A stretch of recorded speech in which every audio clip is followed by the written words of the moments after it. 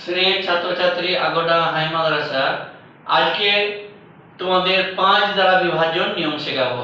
অর্থাৎ কোন একটা বড় সংখ্যা আছে, সেই সংখ্যাটা আমরা ভাগ না করেই আমরা বলে দেবো এই সংখ্যাটা 5 দ্বারা বিভাজ্য অথবা 5 দ্বারা বিভাজ্য নয়।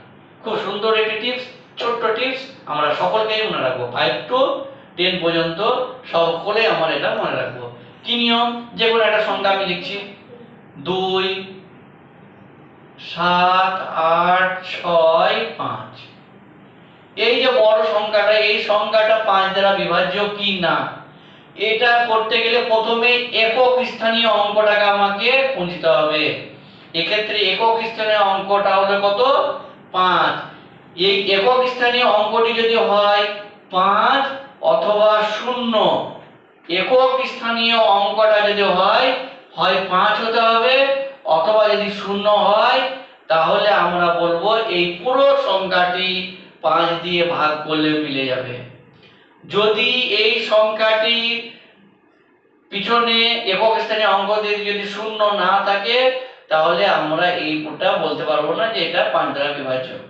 যেমন 8 7 5 9, এই সংখ্যাটি 5 দ্বারা বিভাজ্য কিনা? কারণ এটা 5 দ্বারা বিভাজ্য নয়, এটা হচ্ছে বিভাজ্য। এটা 5 দ্বারা বিভাজ্য,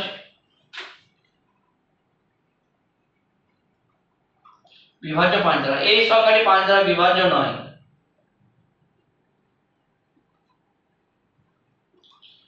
বিভাজ্য নয় কেন? একক স্থানীয় অঙ্কটি কত আছে? 9। একক স্থানীয় অঙ্কতে কি হতে হবে? হয় 0 হতে হবে অথবা 5 হতে হবে।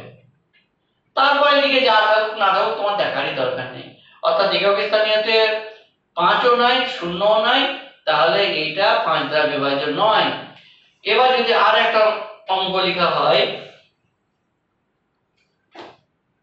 17860, এই সংখ্যাটি 5 দ্বারা বিভাজ্য কিনা? এই সংখ্যার মধ্যে একক স্থানীয় অঙ্কে আছে 0, তাহলে এটা 5 দ্বারা বিভাজ্য।